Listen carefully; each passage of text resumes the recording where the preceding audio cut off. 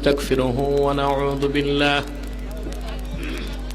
ونعوذ بالله من شرور أنفسنا ومن سيئات أعمالنا من يهده الله فلا مضل له ومن يضلله فلا هادي له ونشهد أن لا إله إلا الله الحي القيوم الذي لا تأخذه سنة ولا نوم ونشهد أن سيدنا وحبيبنا ومولانا محمدا عبد الله ورسوله صلى الله تعالى عليه وعلى آله وصحبه وسلم الذي أكمل الله به قصر النبوة أي ختم الله به النبوة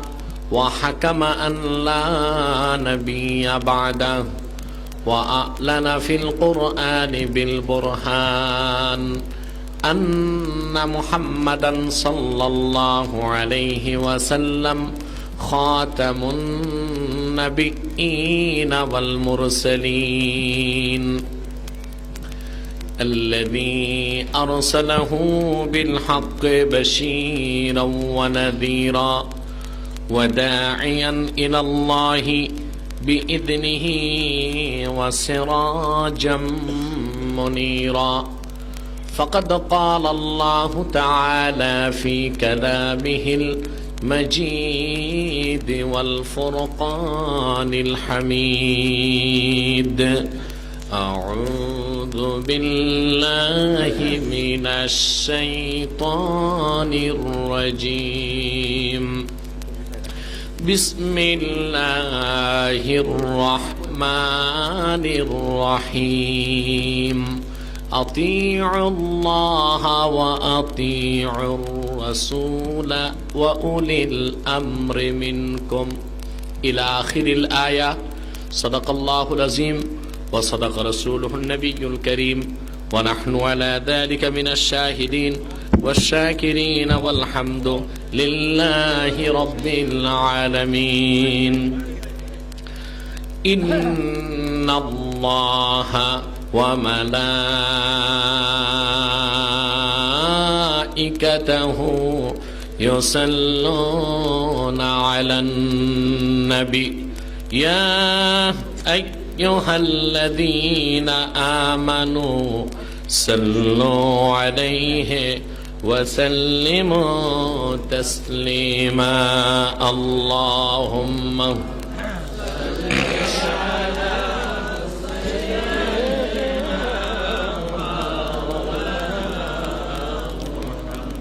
وعلى آله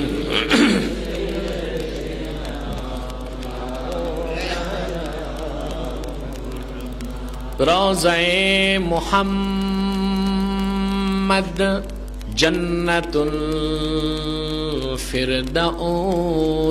ہے مدینہ محمد جنت المأوا ہے اللہم صلی علی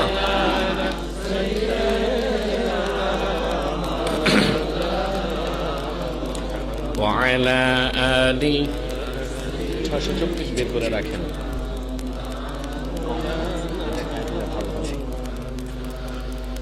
Medina Medina मोमिनों की गुनगुना है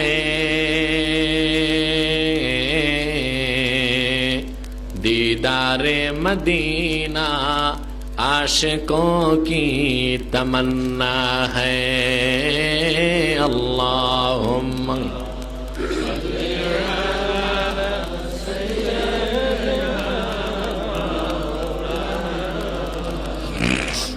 وعلى آله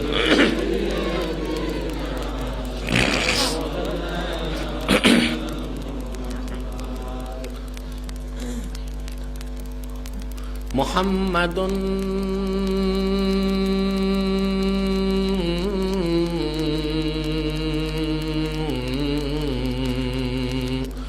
রাসূলুল্লাহি সাল্লাল্লাহু আলাইহি ওয়াসাল্লাম খাতামাল্লাহু বিহিন নুবুওয়া ওয়া হাকামা আন লা নবিয়্যা বা'দাহু বালাগাল উলাম বিকামালিহি কাশাফাদ দুজা বিজামালিহি হাসনাত জামিআ খিসালিহি সাল্লু আলাইহি।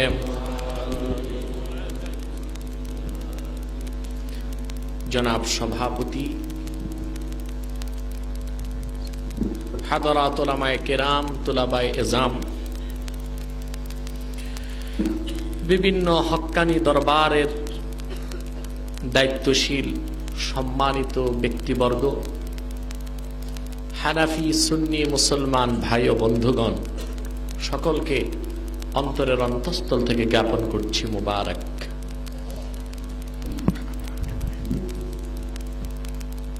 সবটুকুন শুকরিয়া আল্লাহ সুবহানাহু ওয়া তাআলার জন্য, যিনি পথভ্রষ্ট বাতিল ধাপ্পাবাজ দাগাবাজ শয়তান লামাযহাবীদের বিরুদ্ধে সশরীরে উপস্থিত হয়ে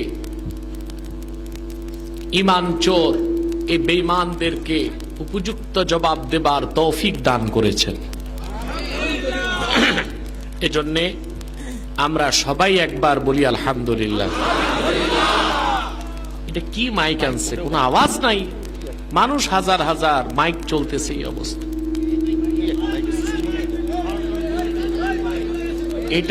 এটা তো আবার লামাযহাবীদের লোক না।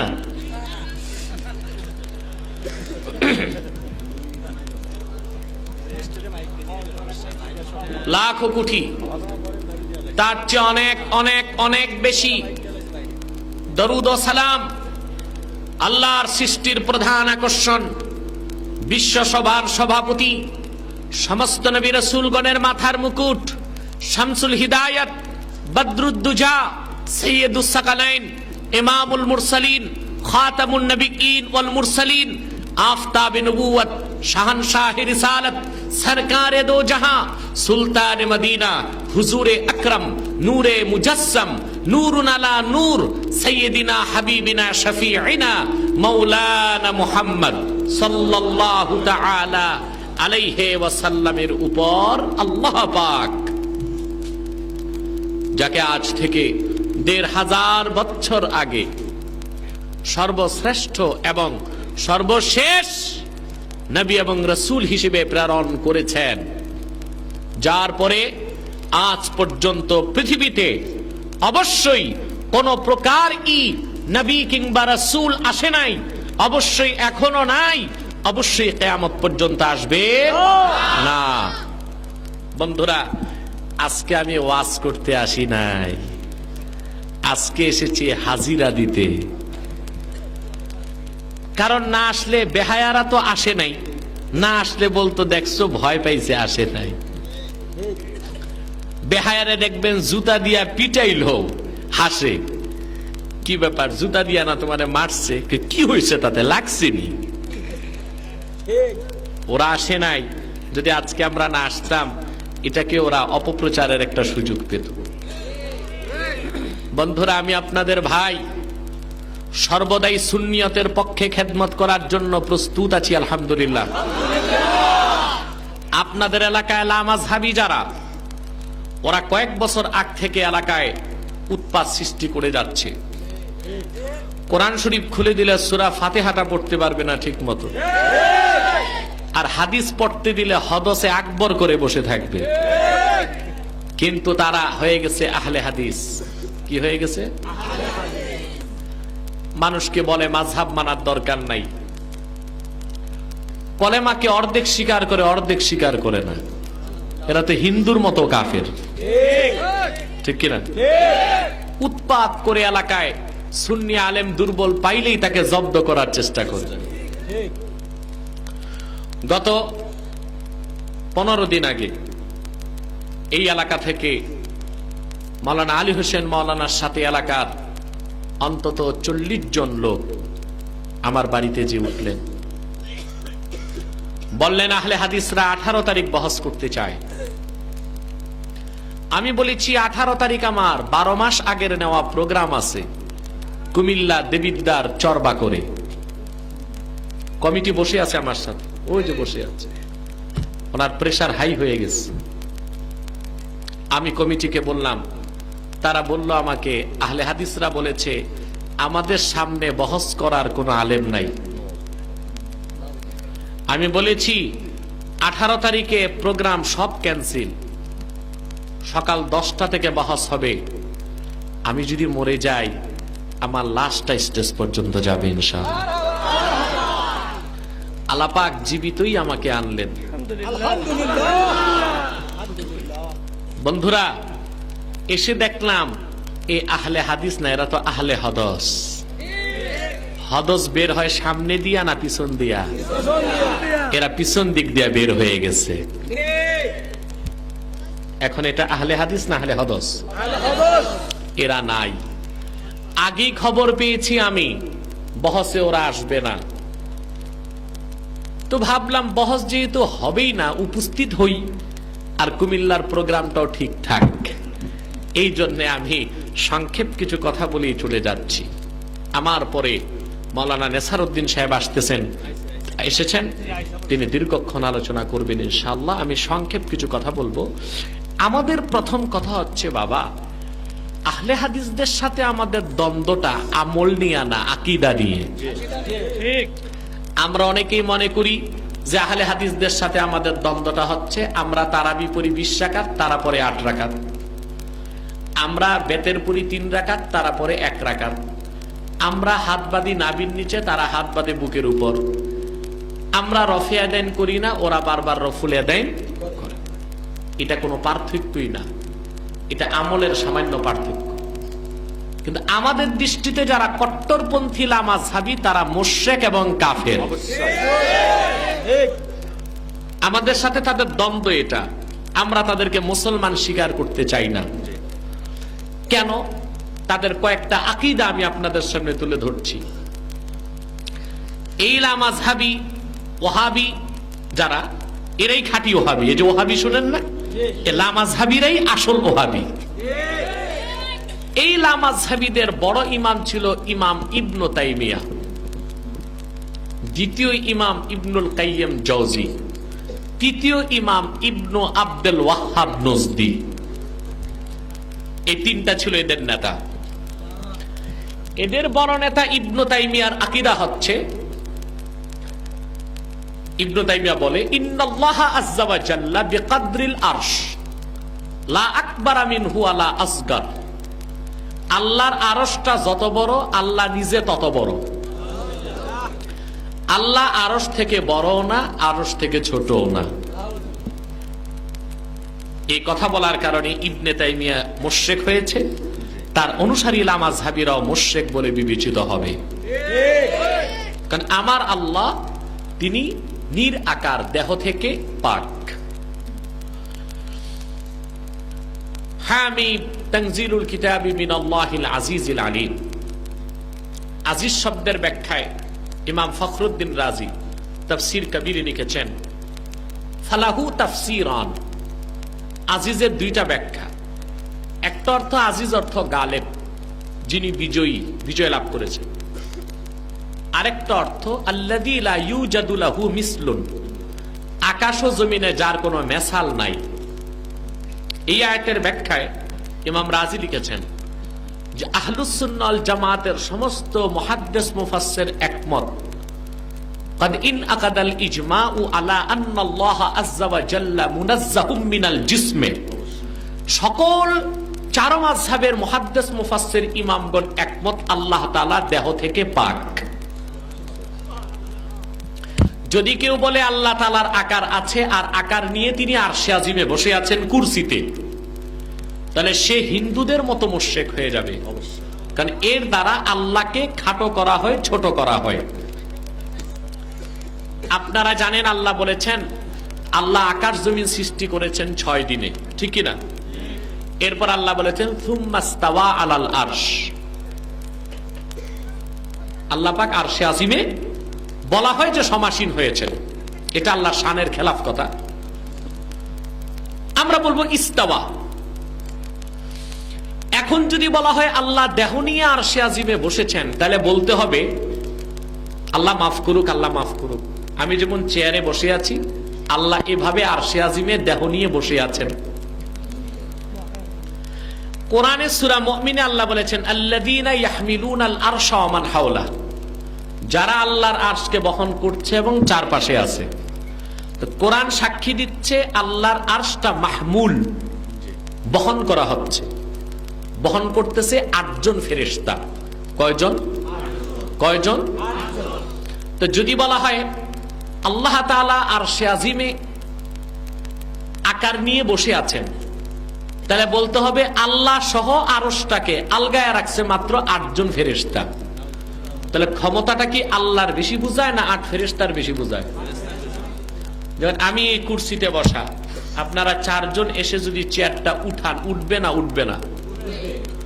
তখন আপনাদের 4 জনের সম্মিলিত শক্তি বেশি বুঝাবে না আমার শক্তি বেশি বুঝাবে? আল্লাহ তাআলা আরশে আজিমে সমাসীন হয়েছেন, এটা আল্লাহর কথা। আরশে আজিমের উপর তিনি সমাসীন হয়েছেন কিভাবে, এটা তিনিই জানেন। ইস্তাওয়া মালুম ওয়াল কাইফিয়া মাজহুল। ইস্তাওয়াটা জানা, কিন্তু কিভাবে এটা আল্লাহই জানেন। যদি বলা হয় আল্লাহর আকার আছে, তাহলে বলতে হবে আকার নিয়ে আল্লাহ আরশে আজিমে আছেন, আর পুরা আল্লাহকে আরশ সহ 8 জন ফেরেশতা আলগায় রাখছে। তাতে আল্লাহর শক্তি বেশি বুঝাবে না 8 ফেরেশতার শক্তি? তাহলে চিন্তা করেন, আল্লাহর আকার আছে কথা বললে কত বড় শিরক হয়। আমার আল্লাহ দেহ থেকে পাক, আল্লাহ ছিলেন, আছেন, থাকবেন। সুবহানাল্লাহ। ইলমান কুদরাতান আমার আল্লাহ সব জায়গায়। ইলমান কুদরাতান আমার আল্লাহ সব জায়গায়। সৃষ্টি জগতের মূল কেন্দ্র বানাই দিয়েছেন আল্লাহ আরশকে। কথা বুঝতে পেরেছেন? অতএব আহলে হাদিসদের আকীদার মধ্যে গড়বড় আছে, শিরক আছে, তারা মুশরিক, তারা কাফের। দ্বিতীয় আকীদাগত ত্রুটি তাদের, এই ইবনে তাইমিয়া, ইবনুল কাইয়্যিম, জাওজি এবং বর্তমান লামাযহাবীরা আমার দয়াল নবী মুহাম্মদ সাল্লাল্লাহু আলাইহি সাল্লামকে হায়াতুন নবী স্বীকার করতে চায় না। আহলুস সুন্নাহ ওয়াল জামাতের মতে আমার নবী মুহাম্মদ সাল্লাল্লাহু আলাইহি ওয়াসাল্লাম হাইয়ুন ফি রাউজাতিহি শরীফা ফি মদিনাতিল মুনাওয়ারা। আমার নবী মুহাম্মদ সাল্লাল্লাহু আলাইহি সাল্লাম জান্নাতুল ফেরদাউসের টুকরা রওজা শরীফে জীবিত। রওজা পাকে যে সালাম দেয় আল্লাহর হাবিবকে, আমার দয়াল নবী মুহাম্মদ সাল্লাল্লাহু আলাইহি সাল্লাম নিজে সালাম শুনে নিজের নূরের জবানে উত্তর দেন। আল্লাহর হাবিব যে হায়াতুন নবী, তাতে কোনো সন্দেহ নাই। অসংখ্য সহিহ হাদিস আছে, আমি একটা বলছি, সুনান বাজ্জারে এসেছে। নবীজি ইরশাদ করেছেন ওয়া ওয়াফাতি খায়রুল লাকুম। সাহাবীগণ, আমি দুনিয়া থেকে বিদায় নিলে তোমাদের শোক বা দুঃখের কিছু নাই, কারণ অন্য মানুষ দুনিয়া থেকে বিদায় নিলে মরে যায়, আমি মুহাম্মদ সাল্লাল্লাহু আলাইহি ওয়াসাল্লাম হায়াতুন নবী। তুরাজু আলাইয়া আমালুকুম, তোমাদের প্রত্যেক উম্মতের আমল আল্লাহ আমার সামনে তুলে ধরবেন। কে নামাজ পড়ে কে পড়ে না আমি তা দেখবো, জানবো। কে রোজা রাখে না আমি তা দেখবো। কে মিলাদ শরীফে দাঁড়ায় সালাম জানায় আর বেয়াদব কোনটায় বসে বসে তাও আমি দেখবো। ফামা রাআইতু মিন খাইরিন ফাহামিদতুল্লাহ আলাইহি ওয়া মা রাআইতু মিন শাররিন ফাস্তাগফারতুল্লাহ লাকুম। যখন দেখবো তোমরা ভালো কাজে নিয়োজিত, আমি আল্লাহর প্রশংসা আদায় করব। যখন দেখবো তোমরা গুনার কাজ করো, আমি মুহাম্মদ সাল্লাল্লাহু আলাইহি ওয়াসাল্লাম রওজা শরীফ থেকে আল্লাহর কাছে তোমাদের জন্য ক্ষমা চাইবো। তো সুনান বাজ্জারের সহিহ সনদে বর্ণিত হাদিস প্রমাণ দিচ্ছে দয়াল নবী মুহাম্মদ সাল্লাল্লাহু আলাইহি সাল্লাম জান্নাতুল ফেরদাউসের টুকরা রওজা শরীফ থেকে উম্মতের সবকিছু হারাকাত, সাকানাত, আমালকে দেখেন। তাই নিশ্চয়ই আমার নবী মুহাম্মদ সাল্লাল্লাহু আলাইহি সাল্লাম হায়াতুন নবী। কোন সন্দেহ আছে? আহলে হাদিসরা আল্লাহর হাবিবকে হায়াতুন নবী স্বীকার করতে চায় না। কথা বুঝতেছেন? এই জন্য লামাযহাবীরা কাফের। আগের কথায় মুশরিক, এই কথায় কি? ইবনে তাইমিয়া তার ফাতাওয়া ইবনে তাইমিয়াতে লিখেছেন আত-তাকলিদু কাল মাইতা ইয়াজুজু ফি হালাতিল ইদতিরার। মাযহাব মানাটা মরা পশুর গোশত খাওয়ার মতো। ঠেকায় পড়লে যেমন মরা গোশত খাওয়া যায়, ওই রকম মাযহাব মানা যাইতে পারে। তাহলে এই মরা পশুর গোশত খাওয়া বলতে কাদেরকে বোঝানো হইল? ইমাম বুখারী নিজে মাযহাব মানতেন। উনি নিজে ছিলেন মুজতাহিদ বিজ্জাত, গায়ের মাতবু। মুজতাহিদ বিজ্জাত দুই প্রকার, একটা মুজতাহিদ বিজ্জাত মাতবু আর একটা মুজতাহিদ বিজ্জাত গায়রে মাতবু। যেই মুজতাহিদ বিজ্জাত কাকে বলা হয়? আল্লাযী ইস্তাখরিজুল মাসাইলা মিন মুতুনিল কুরআনি ওয়াস সুন্নাহ, যিনি সরাসরি কোরআন হাদিস খুলে মাসআলা ইস্তেমবাত করতে পারে, তিনি মুজতাহিদ বিজ্জাত। এই ক্ষমতা ছিল আবু হানিফা রাহমাতুল্লাহ, ইমাম শাফি, মালিক এবং আহমদ ইবনে হাম্বলের। ঠিক কিনা বলেন? ইমাম বুখারীর এই ক্ষমতা ছিল, কিন্তু তার কোনো অনুসারী নাই মাযহাবের, এই জন্য তিনি মুজতাহিদ বিজ্জাত গায়ের মাতবু। আর বাকি চার ইমাম মুজতাহিদ বিজ্জাত মাতবু। ঠিক কিনা বলেন? ইমাম বুখারী নিজে লক্ষ লক্ষ হাদিসের হাফিজ ছিলেন। এই দাগাবাজ বেঈমান কথিত আহলে হাদিস দাবিদার বাটপার চোরের দল ইমাম আজমকে মানে না, কিন্তু ইমাম বুখারীকে স্বীকার করে। ওরা বুখারী শরীফটা খুলে দেখুক, বিভিন্ন জায়গায় ইমাম বুখারী ইমাম শাফির বক্তব্য তুলেছেন। ক্বালা শাফিঈ বলে ইমাম শাফির মত উল্লেখ করেছেন। আপনি যখন আমাকে মানবেন, তখনই তো আমার মতটা আপনার পুস্তকে দিবেন। আপনি যখন আমাকে শ্রদ্ধা করবেন, আলিম হিসেবে ইজ্জত করবেন, তখনই আপনি দলিল পেশ করার ক্ষেত্রে বলবেন এনায়েতুল্লাহ আব্বাসী এই কথা বলেছে। ইমাম বুখারীর মতো ব্যক্তি লক্ষ লক্ষ হাদিসের হাফেজ হওয়ার পরও তিনি বুখারী শরীফে হাদিস উল্লেখ করার পর তালিকান ইমাম শাফি থেকে অসংখ্য ফতোয়া নিয়েছেন তিনি, যেখানে ইমাম বুখারীর পক্ষে একা চলা সম্ভব হলো না, একটা মাযহাবের ইমামের অনুসরণ করার প্রয়োজন হলো, সেখানে ইলা মাযহাবীদের পক্ষে মাযহাব ছাড়া চলার কোনো উপায় আছে কিনা আপনারা বলেন? কথাটা বুঝেন নাই? ইমাম তিরমিজি সারা জীবন ইমাম শাফির অনুসরণ করেছেন। সিয়াসিত্তার প্রত্যেক ইমাম কোন না কোন এক মাযহাবের অনুসরণ করেছেন। অতএব মাযহাব ছাড়া চলার কোনো উপায় নাই। এখন মাযহাব জিনিসটা কি, কেন মানি? যে কোনো নির্দিষ্ট একটি মাযহাবকে মানা ওয়াজিব। তাফসীর রুহুল মাআনিতে আল্লামা আলুসি আতিউল্লাহ ওয়া আতিউর রাসূলা ওয়া উলিল আমরি মিনকুম, এই হাদিসের এই আয়াতের ব্যাখ্যায় লিখেছেন নির্দিষ্ট একটা মাযহাবের অনুসরণ করা ওয়াজিব। এখন এই দাগাবাজ, ভণ্ড, প্রতারক, শয়তানের চামুন্ডা লামাযহাবীরা বলতে পারে আমরা রুহুল মাআনি মানি না, হাদিস ছাড়া কিছু মানি না। ঠিক আছে, হাদিসে দলিল আছে। আমি আজকে কিতাবপত্র আনি নাই, কেন আনবো? আমি যুদ্ধ করব কার সাথে? বিনা যুদ্ধতেই তো পালায় গেছে, কিতাবটার দরকার নাই। কিন্তু মাওলানা শাহ আলম সাহেব দূর থেকে আসছেন, গাঠি কিতাবে নিয়ে নিছেন, উনি তো আর জানে না বাটপাররা আসবে না, তাই বলছে আপনি যা নিছেন তাই দিয়া চলেন, কিতাব আজকে দরকার নাই। ঠিক কিনা? বুখারীর উস্তাদ ছিলেন ইমাম দারিমি, বুখারীর উস্তাদ ছিলেন ইমাম দারিমি। উলামায়ে মুহাদ্দিসিন সবাই দুইটা মতে বিশ্বাসী। কারো মতে পৃথিবীতে প্রথম হাদিসের কিতাব মুয়াত্তা ইমাম মালিক, আর উলামায়ে আরবের মতে পৃথিবীর প্রথম সংকলিত হাদিসের কিতাব সুনান দারিমি। সবাই একমত বুখারী শরীফের আগে পৃথিবীতে হাদিসের কিতাব সংকলন হয়েছে মুয়াত্তা ইমাম মালিক, সুনান দারিমি। সেই সুনান দারিমিতে ইমাম দারিমি, যিনি বুখারীর ডাইরেক্ট উস্তাদ, তিনি একটা বাব পরিচ্ছেদ কায়েম করছেন, বাবুল ইক্তেদা বিল উলামা, আলেমদের অনুসরণের পরিচ্ছেদ। সুবহানাল্লাহ বলবেন না? তা বোঝা যায় কোরআন হাদিস মানতে হবে, হক্কানি আলেমদেরও ইত্তেবা করতে হবে। সেখানে তিনি বিশিষ্ট তাবি আতা থেকে বর্ণনা করেছেন, ক্বালাল আতাউ আতিউল্লাহ ওয়া আতিউর রাসূল ওয়া উলিল আমরি মিনকুম উলিল ইলমে ওয়াল ফিকহে। অর্থাৎ আল্লাহ বলেছেন আল্লাহর আনুগত্য করো, মুহাম্মদ সাল্লাল্লাহু আলাইহি সাল্লামের আনুগত্য করো, এবং মুহাম্মদ সাল্লাল্লাহু আলাইহি সাল্লামের উম্মতের মধ্যে ঈমানদার আলেম যারা ইলম এবং ফিকহের অধিকারী, তাদের অনুসরণ করো। তাহলে ফকিহদের অনুসরণটা কোরআনের আয়াত দিয়ে হাদিসের ব্যাখ্যায় ওয়াজিব প্রমাণিত হয় কিনা বলেন? আল আমরুলিল উজুব ওয়া উলিল আমরি মিনকুম, এখানে উলিল আমরের অনুসরণকে ওয়াজিব করা হয়েছে। আর সেই উলুল আমর কারা? তাফসীরে যাওয়ার দরকার নাই। কোরআন ব্যাখ্যার মূলনীতির প্রথম নীতি ইউফাসসিরু বা'দুহু বা'দা, কোরআন দিয়ে কোরআন ব্যাখ্যা। দ্বিতীয় মূলনীতি কোরআনের ব্যাখ্যা হবে হাদিস দিয়ে।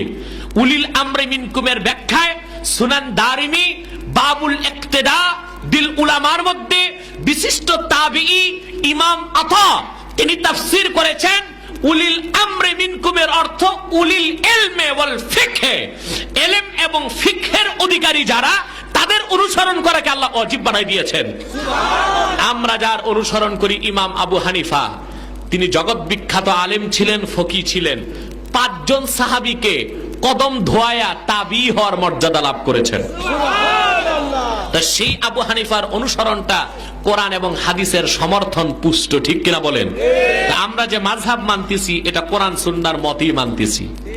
আসেন দ্বিতীয় কথা, আমরা ব্যক্তি আবু হানিফাকে মানি না, আমরা তার উসুলে ফিকহটাকে মানি। তার নিজের করা উসুলের ভিত্তিতে তারই কিছু মাসালা আমরা বাদ দিছি, ঠিক কিনা? আমরা অন্ধ ব্যক্তি পূজা করি না, কিন্তু লামাযহাবীরা অন্ধ ব্যক্তি পূজা করে। আবু হানিফা আমাদেরকে সূত্র শিখায় দিছে যে আমার মাযহাবের সূত্র হচ্ছে এই উসুল দিয়ে কোরআন হাদিস থেকে মাসালা বের করতে হবে।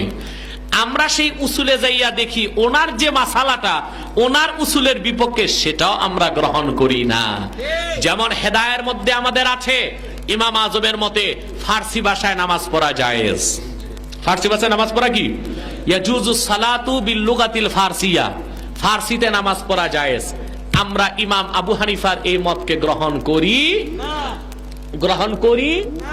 কেন গ্রহণ করি নাই? তার 2 ছাত্র ইমাম আবু ইউসুফ আর ইমাম মুহাম্মদ, হানাফি মাযহাবের 2 বড় ইমাম, বলেছেন যে না, আমাদের উস্তাদের এই মত আমরা মানতে পারি না। উস্তাদ বলছেন কেন? কয় হুজুর, আপনি তো আমাদেরকে কোরআন হাদিস থেকে মাসালা বের করার সূত্র শিখাইছেন, আপনার উসুলের কায়দায় আপনার মাসআলা কোরআন সুন্নাহর থেকে একটু অন্যরকম হয়ে গেছে, আমি মানতে পারি না। ফাথুল কাদির ইবনুল হুমাম লিখেছেন, উস্তাদ হয়ে শেষ জীবনে ইমাম আজম আবু হানিফা রাহমাতুল্লাহ তার ছাত্রের মতকে গ্রহণ করে নিয়েছেন।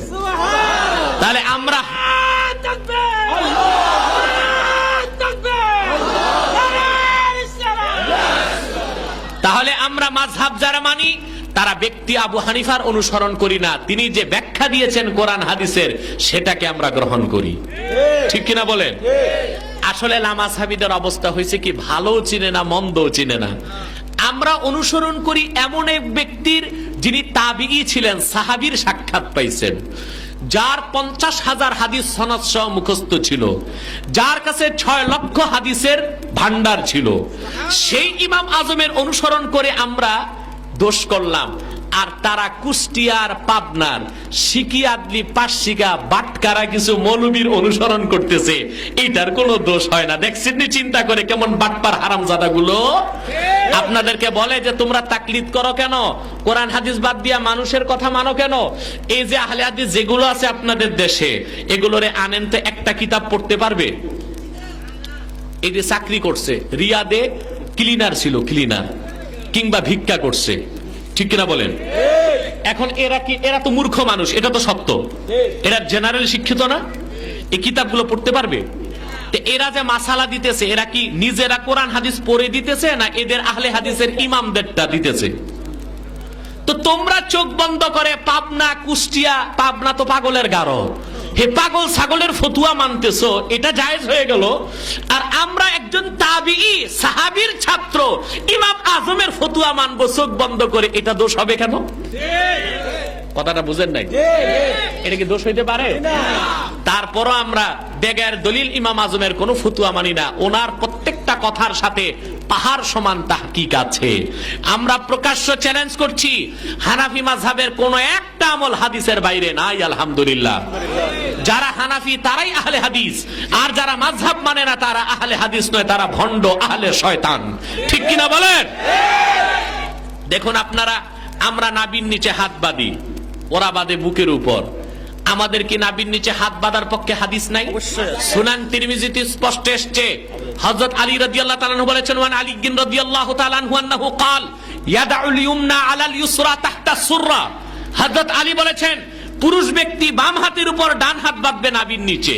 এই হাদিসটা তিরমিজিতে আছে, আবু দাউদের মধ্যে আছে, ফিকহুস সুনান ওয়াল আসারের মধ্যে আছে, আল ফিক ইলাউ সুনানের মধ্যে আছে, অসংখ্য হাদিসের কিতাবে আছে।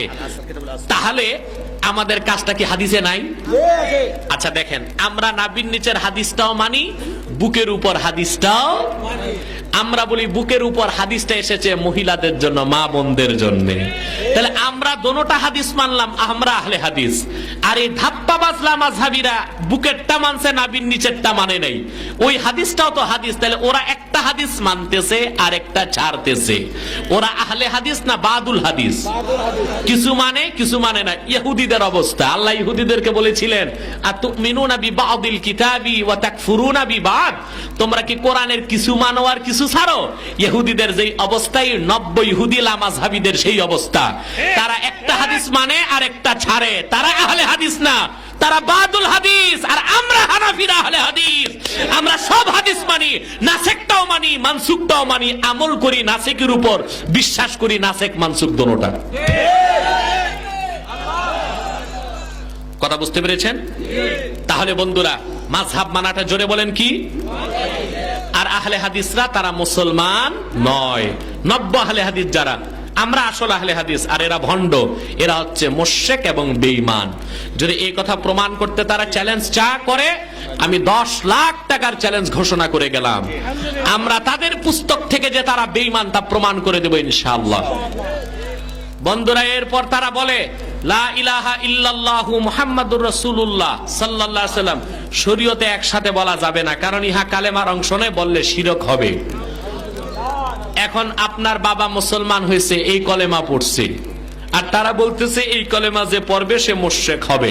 তাহলে আপনার বাবা কালেমা পড়ে তাদের কথায় মুশরিক, আপনার দাদা এই কালেমা পড়ে মুশরিক, আপনি এই কালেমা পড়ে মুশরিক। তাহলে আপনারা কি মুসলমানের সন্তান তাদের কথায়, না মুশরিকের সন্তান? তারপর আপনারা তাদেরকে এলাকায় স্থান দিবেন? যারা আপনাদেরকে মুশরিক বলতেছে তাদের কি স্থান দিবেন? বরং এই কথা বলে তারা নিজেরাই মুশরিক হয়ে গেছে। এই কালেমাটা আল্লাহর আরশে আজিমে লেখা আছে, মুস্তাদরাকাতুল হাকিমের প্রথম খণ্ডে এসেছে। এখন বলবেন মুস্তাদরাকাতুল হাকিম তো মানে না ওরা। এই আহলে হাদিসরা বলে আমরা সিয়াসিত্তার বাইরে কোনো হাদিস মানি না। যারা এই কথা বলবে তারা কট্টর কাফের, তাদেরকে যারা কাফের বলবে না তারাও কাফের। কারণ সিয়াসিত্তার মধ্যে মোট হাদিস আছে প্রায় 60,000। কত হাজার? তো বাকি লক্ষ লক্ষ হাদিসকে তারা অস্বীকার করে, আর মুসলমান আছে না কাফের হয়ে গেছে। আমি বেশি কথা বলবো না, একটা দলিল দিব। ইমাম বুখারী রাহমাতুল্লাহ, তিনি বুখারী শরীফ সংকলন করেছেন। মুকাদ্দামার মধ্যে ইমাম বুখারী নিজে বক্তব্য দিয়েছেন যে আমি 2 লক্ষ হাদিসকে সঞ্চয় করেছি। কয় লক্ষ হাদিস? 2 লক্ষ। যেটা বলেন 2 লক্ষ। কে বলছেন? জি বলেন। আসতেছে, রাস্তায় আছে, এই তো গড়িপুর আছে।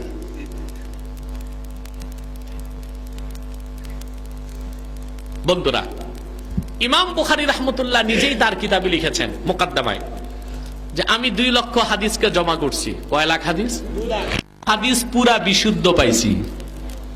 কত? আওয়াজ করে বলেন কত? এই লামাযহাবী বাটপারদেরকে জিজ্ঞেস করেন তো, ইমাম বুখারীর বুখারী শরীফে হাদিস কয়টা আছে? ৭৫৬৩টা হাদিস বিত্তাকরার, বিগের তাকরার আছে 4000 হাদিস। ইমাম বুখারী নিজে বললেন আমি সহিহ হাদিস পাইলাম 1 লক্ষ, কিন্তু তার কিতাবে তিনি স্থান দিলেন ৭৫৬৩টা হাদিস। তো বুখারীর পাওয়া বাকি ৯৩,০০০ হাদিস গেল কই?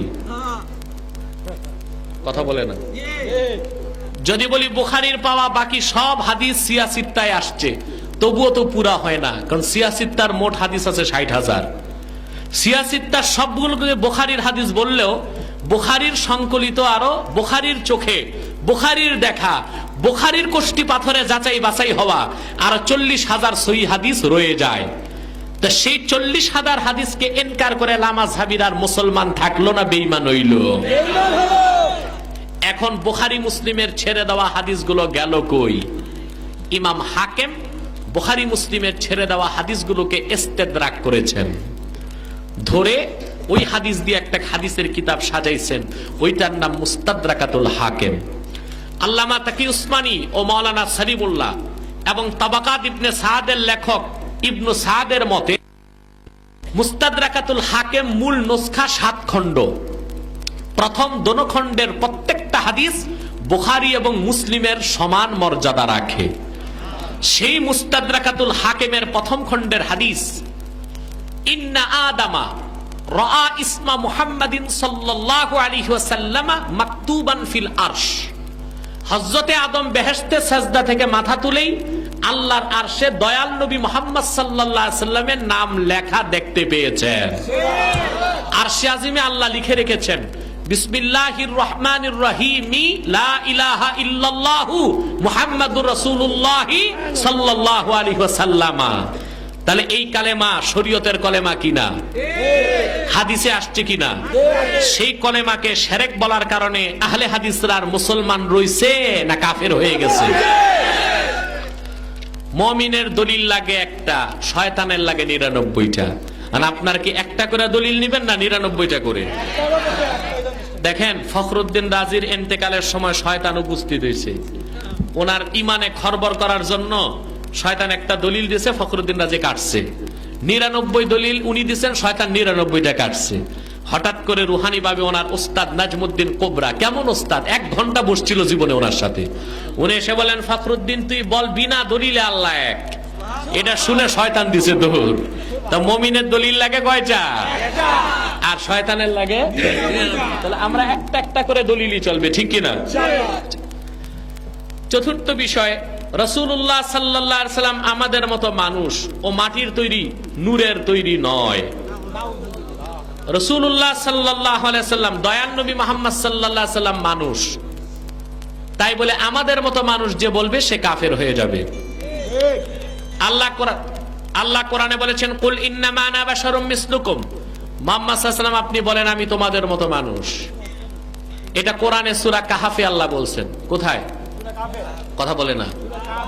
সূরা মুমিনুনের 34 নম্বর আয়াতে আবার আল্লাহ বলছেন, ওয়ালা ইন আতাআতুম বাশারাম মিসলাকুম ইন্নাকুম ইযান লাখাসিরুন।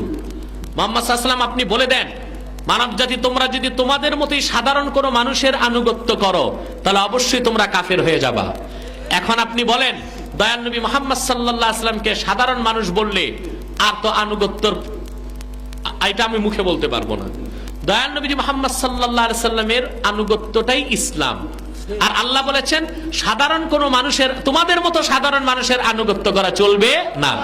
তাহলে মুসলমান হইতে হলে, মুমিন হতে হলে এই কথা স্বীকার করতেই হবে, যারা আল্লাহকে বিশ্বাস করে তাদেরকে কথা বলতেই হবে, মুহাম্মদ সাল্লাল্লাহু আলাইহি ওয়াসাল্লাম মানুষ, তবে আমাদের মতো সাধারণ মানুষ বলা যাবে না। মুহাম্মদ সাল্লাল্লাহু আলাইহি ওয়াসাল্লাম মানুষ, তবে আমাদের মতো সাধারণ মানুষ বলা কখনোই যাবে না। কথা বুঝতে পেরেছেন? কোরআনের ব্যাখ্যা কোরআন দিয়ে আল্লাহ করে দিয়েছেন, ঠিক কিনা? এখন আসুন, দয়াল নবী মুহাম্মদ সাল্লাল্লাহু আলাইহি ওয়াসাল্লামকে আল্লাহ মানুষ বলেছেন, তাই বলে আমাদের মতো মানুষ বললে ঈমান থাকবে না। আল্লাহর একটা ঘর আছে, ওইটার নাম কি বলেন তো? আরে মিয়া, ওইটার নাম কোন? কাবা। কাবা, ঠিক কিনা? কাবাকে আল্লাহ ঘর বলছে, আবার আপনি যে থাকেন এটাও ঘর। কাবাও ঘর, আপনার বাড়িটাও ঘর। এখন কেউ যদি বলে ঘর ঘর তো একই, সে মুসলমান থাকবে না কাফের হবে? আল্লাহর কোরআনকে আল্লাহ কিতাব বলছেন, আর আপনি মাস্টার ডিগ্রিতে পড়েন, আপনারও কিছু কিতাব আছে। আল্লাহর কোরআনটাও কিতাব, আপনার মাস্টার ডিগ্রির বইটাও কিতাব। কিতাব বলার কারণে কি আল্লাহর কিতাব আর আপনার কিতাব এক বললে ঈমান থাকবে? আরে হারামজাদা ওহাবিরা, শুনে রাখলাম মাযহাবিরা, মুহাম্মদ সাল্লাল্লাহু আলাইহি ওয়াসাল্লাম মানুষ, আমরাও মানুষ, তাই বলে মুহাম্মদ সাল্লাল্লাহু আলাইহি ওয়াসাল্লামকে আমাদের মতো মানুষ বলা যাবে না। আমরা আব্দুল্লাহ, মুহাম্মদ সাল্লাল্লাহু আলাইহি ওয়াসাল্লাম নবিউল্লাহ। বাইতুল্লাহ ঘর, তোর ঘর ঘর, এই জন্য বাইতুল্লাহ আর তোর ঘর এক নয়। আল্লাহর কোরআন কিতাবুল্লাহ কিতাব, আর তোর মাস্টার ডিগ্রির কিতাব কিতাব বলে এক নয়।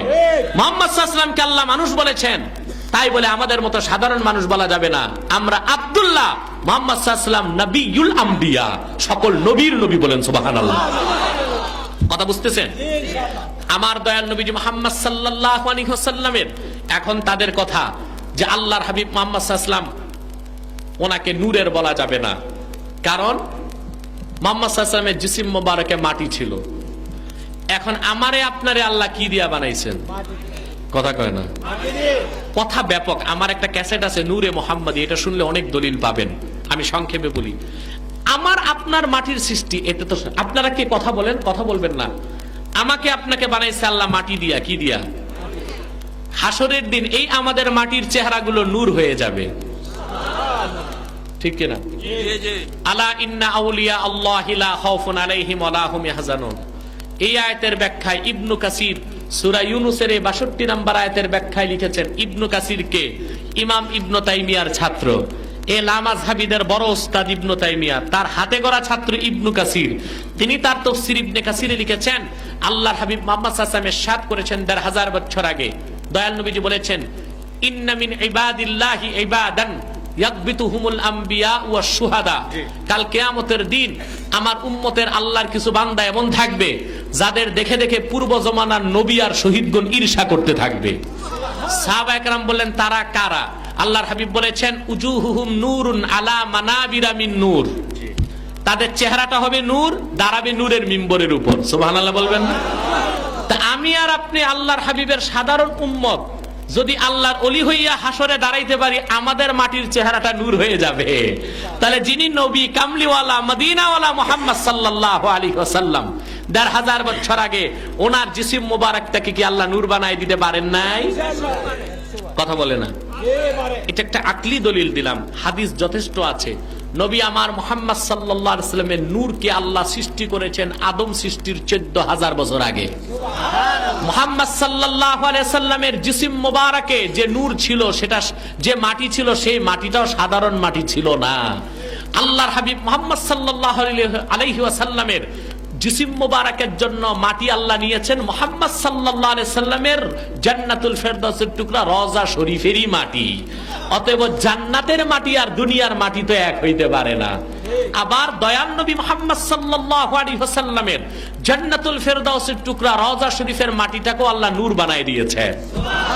বিশ্বনবী মুহাম্মদ সাল্লাল্লাহু আলাইহি সাল্লামের রূহ পুরাটাই ছিল নূর, এবং বিশ্বনবী মুহাম্মদ সাল্লাল্লাহু আলাইহি ওয়াসাল্লামের নবী মুহাম্মদ সাল্লাল্লাহু আলাইহি ওয়াসাল্লামের পুরা রূহটাই ছিল নূর, এবং মাথার তালু থেকে পায়ের তালু পর্যন্ত পুরা জিসিমটাই ছিল নূরের তৈরি। এর বড় প্রমাণ, আল্লাহর হাবিবের জিসিম থেকে নূর বের হইতো। আমাদের দেহ থেকে কি নূর বের হয়? আমাদের দাঁত থেকে নূর বের হয়? শামাইল তিরমিজি হাদিস নাম্বার ১৪, সাহাবী বলেছেন, ইদা তাকাল্লামা রুইয়াকান নূর ইয়াখরুজু মিন বাইনি সানায়া। মুহাম্মদ সাল্লাল্লাহু আলাইহি ওয়াসাল্লাম যখন কথা বলতেন বেহেশতি হাসি হাসতেন, যখন বেহেশতি হাসি হাসতেন তো দয়াল নবীর দুই দাঁতের মাঝখান দিয়ে নূর বের হয়ে যেত।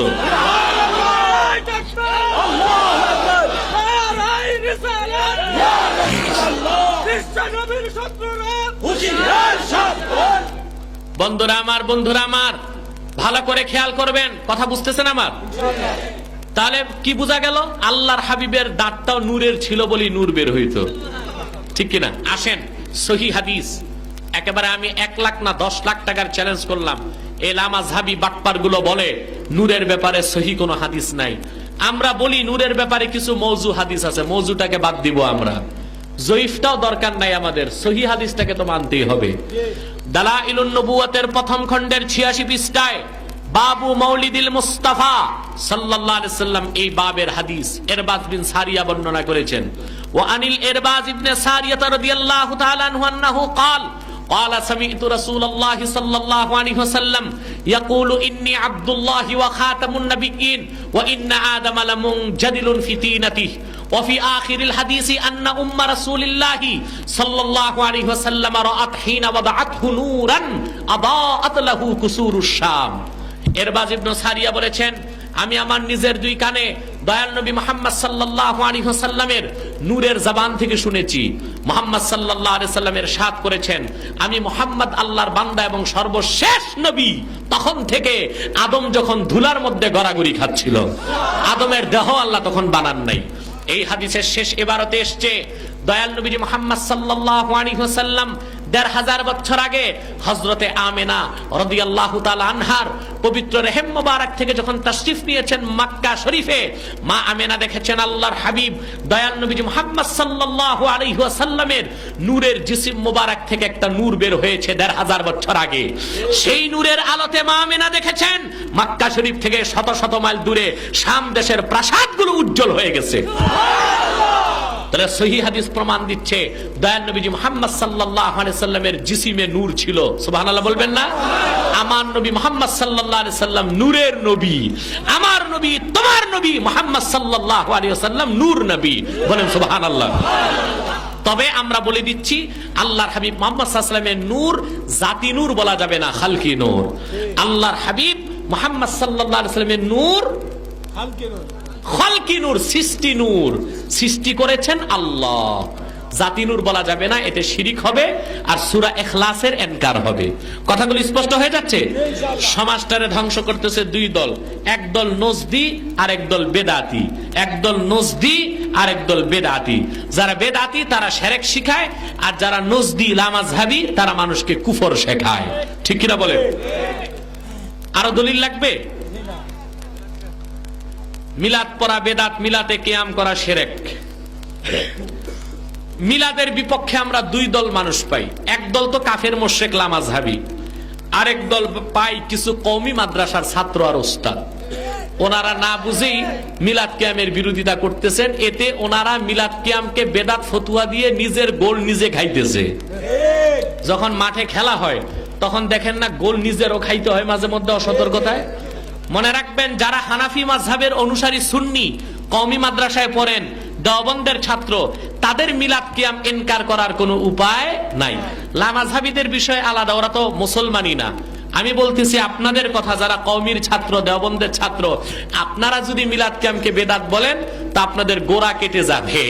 কারণ জনপুর, ফুরফুরা, শস্যিনা, সোনাকান্দা, ধামতি, আড়াইবাড়ি, ফুলতলি, বানিয়াপাড়া, সিঙ্গুলিয়া তবলিগ জামাত, এই যে কাকরাইলের তবলিগ জামাত, উজানি, সরমনাই, দেওবন্দ, কওমি, সবার গোড়া আব্দুল হক মুহাদ্দিস দেহলভী, যাকে বলা হয় মারকাজুল আসানিদ, সকলের হাদিসের সনদের মার্কাজ। সেই আব্দুল হক মুহাদ্দিস দেহলভী মিলাদ কিয়ামের ব্যাপারে কি বলছে একটু দেখবেন নি? এই যে তার লেখা কিতাব আখবারুল আখিয়ার, এই কিতাবটার তরজমা করেছেন দারুল উলুম করাচির মুহাদ্দিস, যিনি একজন দেওবন্দি আলেম।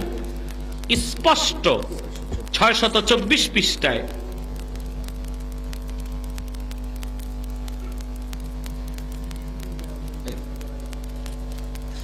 ৬২৪ পৃষ্ঠায় তিনি কি বলছে দেখেন।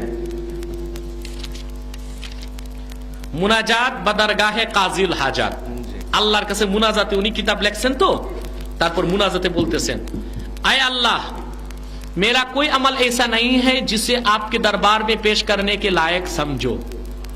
আল্লাহ, আমার এমন কোন আমল নাই যেটা আপনার দরবারে উপস্থিত করার যোগ্য আমি মনে করি। মেরে তামাম স্লোগান না, স্লোগান না, একা একই নিয়ে আসেন। স্লোগান বন্ধ করেন, স্লোগান বন্ধ করেন।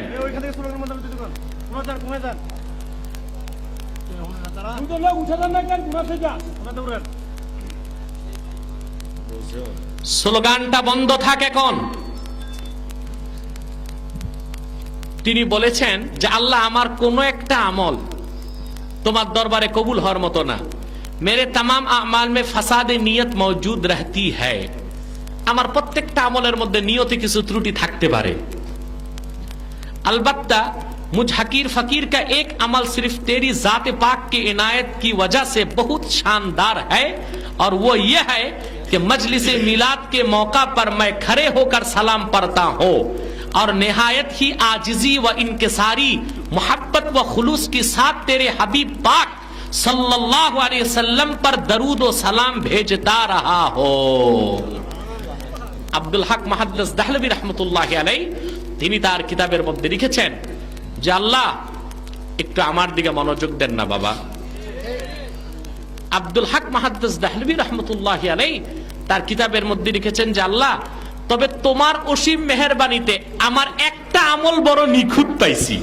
সেটা হচ্ছে আল্লাহ, যখনই আমি তোমার হাবিব মুহাম্মদ সাল্লাল্লাহু আলাইহি ওয়াসাল্লামের মিলাদ পড়েছি, মিলাদে আল্লাহ তোমার হাবিব মুহাম্মদ সাল্লাল্লাহু আলাইহি ওয়াসাল্লামের মহব্বতে, মুহাম্মদ সাল্লাল্লাহু আলাইহি ওয়াসাল্লামের খেদমতে আমি সালাম পাঠাইছি দাঁড়ায়া দাঁড়ায়া, কিয়াম করছি আল্লাহ। এই আমলটা আমার পুরা খালেস নিয়ত ছিল, নিখুঁত ছিল, বলেন সুবহানাল্লাহ। তাহলে কি বোঝা যায়? আব্দুল হক মুহাদ্দিস দেহলভী রাহমাতুল্লাহি আলাইহি তিনি মিলাদও পড়ছেন, কিয়ামও করছেন, আর এই মিলাদ কিয়ামটাকে তার নাজাতের জারিয়া মনে করছেন, ঠিক কিনা বলেন? তারপর আবার নিচে লিখছেন, আয় আল্লাহ वो कौन सा मकाम है जहां मिलाद मुबारक से ज्यादा तेरी खैर व बरकत का नुजुल होता है। আয় আল্লাহ এমন কোন আমল আর এমন কোন জায়গা তো নাই আল্লাহ, এমন কোন অবস্থান তো নাই আল্লাহ যেখানে মিলাদ পড়ার চেয়ে বেশি বরকত নাজিল হইতে পারে। তিনি বলতেছেন যে আল্লাহ কোন এমন আমল নাই সবচেয়ে বেশি বরকত নাজিল হয় মিলাদ পড়লে। সুবহানাল্লাহ বলবেন না?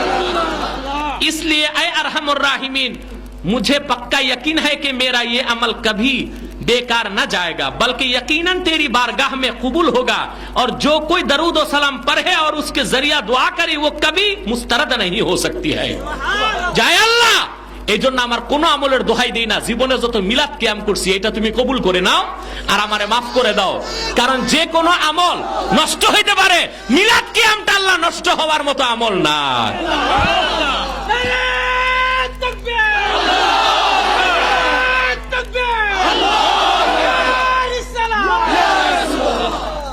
আখবারুল আখিয়ার আব্দুল হক মুহাদ্দিস দেহলভীর লেখা, তরজমা করেছেন দারুল উলুম কারাচির মুহাদ্দিস, দেওবন্দিরা তরজমা করছেন। এখন বলেন মিলাদ কিয়াম যদি বেদাত হয় তাহলে প্রথম বেদাতি আব্দুল হক মুহাদ্দিস দেহলভী, তাহলে জনপুর, ফুরফুরা, শর্ষিনা, সরমনাই, উজানি আর কওমি দেওবন্দের দাতার আছে কার? আমি বেদাতি হইলে আমার যত মুরিদ সব কি সুন্নি হবে না বেদাতি হবে? তাহলে লামাযহাবীদেরকে বাদ দেন, কিন্তু যারা কওমি, দেওবন্দি, হানাফি তাদের পক্ষে মিলাদ কিয়ামকে ইনকার করার কোনো সুযোগ নাই। আপনি যদি আপনার কোমরের স্প্রিং যদি ঢিলা থাকে, আপনি কিয়াম না করলে আমরা কাফের মুশরিক বলি না, কিন্তু কিয়ামটা মুস্তাহাব সওয়াবের কাজ, এটারে হালাল বলতেই হবে। কথা বুঝতে পারছেন?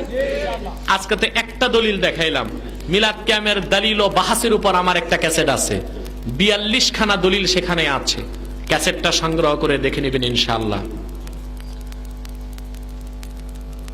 ইমামের পিছনে সূরা ফাতিহা পড়তেই হবে, এই লামাযহাবীরা বলে। লামাযহাবীরা এই মাসলায় 30 সেকেন্ড টিকবে না। ওরা বলে সূরা ফাতিহা না পড়লে নামাজ হবে না, এটা ওদের ফতুয়া। চোরের দল যে কি রকম মূর্খ দেখেন। লামাযহাবীদেরকে জিজ্ঞেস করেন, ইমাম সাহেব নামাজ পড়তে পড়তে রুকুতে গেছে, আপনি যাইয়া বা লামাযহাবীরা আপনাদের মসজিদে ইমামকে যদি রুকুতে পায়, 4 রাকাত নামাজ পড়ার পর তাদেরকে আবার দাঁড়ায়া সেই রাকাত আদায় করতে হবে? লামাযহাবীরাও বলে না, আদায় করে না, কারণ ওদের মতেও ইমামকে রুকু পাইলে নামাজ ধরা হইল। তো সূরা ফাতিহা না পড়লে যদি নামাজ নাই হয়, তো যেই রাকাতে ইমামকে যাইয়া রুকুতে পাইলো সেই রাকাতটা তারা ধরলো কেমনে? সেই রাকাতে তো তাদের সূরা ফাতিহার পড়া হয় নাই, তো তাদের গুলি তারা খায়, আমার তো আর গুলি মারতে হয় না, ঠিক কিনা? 2, এই কেরাআত খালফাল ইমাম, ইমামের পিছনে কেরাত পড়ার ব্যাপারে এই সব লামাযহাবী ইবনে তাইমিয়ার দাদা ওস্তাদের দাদা ওস্তাদের দাদা ওস্তাদ ইমাম আওজাঈ, যিনি ছিল জাহিরি, কোন ফেকা মানতেন না, তার সাথে ইমাম আজমের বহস হয়েছে মাতাফে, আল্লাহর ঘর বাইতুল্লাহর তোয়াফ যেখানে করে সেখানে। ইমাম আজম গেছে হজ করতে, ইমাম আওজাঈর লোকজন আটকায় ফেলছে। ইমাম সাহেব আপনি নাকি বলেন ইমামের পিছনে মুক্তাদির কেরাত পড়তে হয় না? কয় হ্যাঁ তা তো বলি আমি। ঠিক আছে, বহস করতে হবে। ইমাম সাহেবকে আমি রেডি আছি। মাতাফি বসে গেছেন, সব তোয়াফও চলতেছে, বহস চলতেছে, আওজাঈ আসছে। এখন ইমাম আজম বললেন, দেখেন আমি তো আমার বাড়ি কুফা, কিতাবপত্র কিছু আনি নাই, তা আমি তো একা আসছি, আপনারা তো অনেক মুফতি মুজতাহিদ, আপনারা এত মানুষ কথা বললে আমি কেমনে পারবো? আপনাদের মধ্যে একজনকে ইমাম বানান, যিনি আমার সাথে বহস করবে, তার বিজয় সবার বিজয় আপনাদের, আর তিনি আমার সাথে হেরে গেলে সবাই পরাজয় বলে গণ্য হবেন। ঠিক আছে, আমরা বহসে আওজাইরে ইমাম বানাইলাম, ইমাম সাহেবকে আমার বহস হয়ে গেছে। একটা বহসের ক্ষেত্রে একজনকে ইমাম মানলে তার বিজয় যদি সবার বিজয় হয়, তার পরাজয় যদি সবার পরাজয় হয়, নামাজের মধ্যে ইমাম সাহেব সূরা ফাতিহা পড়লে সবার পড়া হয়, কেরাত পড়লে সবার পড়া হয়। কথা বুঝতে পেরেছেন? আওজাই সেখানে মাথা নত করে হেরে গেছে। আমাদের এই দলিলের সাথে আবার হাদিসও আছে, আবু দাউদের হাদিস। দয়ার নবী মুহাম্মদ সাল্লাল্লাহু আলাইহি ওয়াসাল্লাম ইরশাদ করেছেন, কিরাআতুল ইমামে কিরাআতুল লাহুম, ইমামের কেরাতটাই মুক্তাদিদের কেরাত। নাসাইতে এসেছে, ইন্নামা জুইলাল ইমামু লিউতাম্মা বিহি, ইমামকে ইমাম বানানো হয়েছে তার অনুসরণ করার জন্য। এই জন্য ইমামের পিছনে আমরা আর সূরা পড়ি না, ডাইরেক্ট হাদিসকে আমরা অনুসরণ করতেছি। তারপরে আলোচনা উনি করে ফেলছেন, আমি আর বাড়াচ্ছি না। আমি স্পষ্ট বলে যাচ্ছি, লামাযহাবীদের সাথে আর কোনো আপনাদের সম্পর্ক নাই। তারা আজকে এখানে আর কোনো প্রশ্ন নেই, বসেন।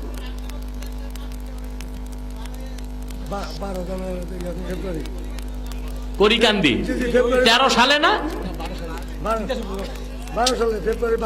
ফেব্রুয়ারির 12। হ্যাঁ, আসবো ইনশাল্লাহ। করিকান্দি মাহফিলে 12 ফেব্রুয়ারি আমি আসবো ইনশাল্লাহ। আল্লাহ যে তৌফিক দেয় আপনারা যাওয়ার চেষ্টা করবেন, পারবেন না ইনশাল্লাহ? আর মার্চ মাসের 6 তারিখ আমি গৌরীপুর বাজারে আসতেছি, দলে বলে যাবেন ইনশাল্লাহ, পারবেন না? আর মার্চের 14 সাবির দিয়ে আসবো ইনশাল্লাহ। ওটা 12 সালে না 13 সালে?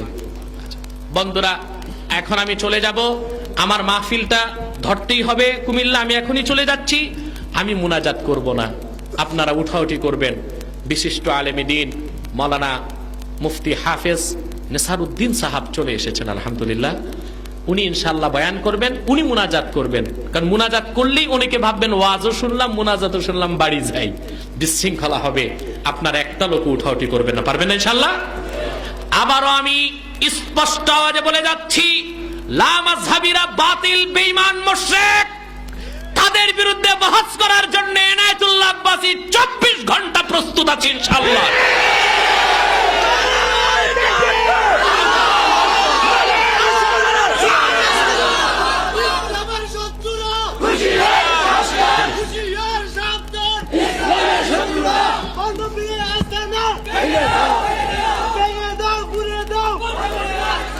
বন্ধুরা, যেহেতু তারা বহসে আসে নাই, এটাই তাদের পরাজয়। আর লম্বা মুখে কথা বলতে দিবেন না, ফতোয়া দিলেই জুতা খুলে গালে মারবেন, পারবেন? স্পষ্ট বলে দিলাম, চোরের দল আসে নাই, এটাই তাদের পরাজয়। ফতোয়া দিলেই বেঁধে জুতা দিবেন, 9টা 10টা দিবেন না, 10টার বেশি দিলে নাজায়েজ হবে। বলে দিই কেন, শরীয়তে 2টা জিনিস, একটা কিসাস আর একটা তাজির। কিসাস হচ্ছে সেটা যেটার হদ বলে দেওয়া হয়েছে, যেমন জেনা করলে সাঙ্গেসার, রাজাম 100 দোররা, মদ খাইলে 80 দোররা। আর যেটা শাস্তি উল্লেখ নাই, সেটা কাজী যেটা দেয় সেটার নাম তাজির। তো বুলুগুল মারামের মধ্যে আছে তাজির 10টার বেশি হইতে পারে না। তো তাদের যেহেতু তাজির করবেন, জুতা 9টা মেরে দিবেন, 10টার দিবেন না। আসসালামু আলাইকুম। আরেকটা কথা, এক মৌলবী করইকান্দিতে আসছে, কি নাম, আমানুল্লাহ না কি নাম, এ বলছে কাফের লোকদেরকে নাকি কাফের বলা যাবে না। আস্তাগফিরুল্লাহ। এই মূর্খটারে কে আনছে ওয়াজ করাইতে? এটা তো কারিশা, এটা তো আলেম না। তো এইটা তো চরমনায় তো ভালো ভালো আলেম আছে আমি জানি, এই আলেম বাদ দিয়ে জাহেলদারে আনেন কেন ওয়াজ করাইতে আপনারা? চরমনাই মাদ্রাসায়, চরমনাই তরিকায় ভালো ভালো আলেম আছে, ফয়জুল করিম সাহেব ভালো ওয়াজ করে, এইসব আলেম এনে ওয়াজ করাইবেন। এই কারি মূর্খ, এটা ভালো করে কোরআন শরীফ পড়তে পারে না, এটা গজল গায়, এইটারে আনছেন। কাফেরকে যে কাফের বলবে না, সেও কাফের।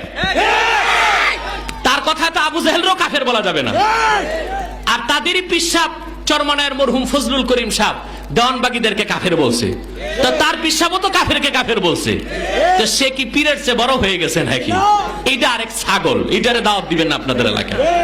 আপনারা ফয়জুল করিম সাহেব ভালো ওয়াজ করে, তারে এনে ওয়াজ শুনবেন, এই সব জাহেল জপটরে আনবেন না।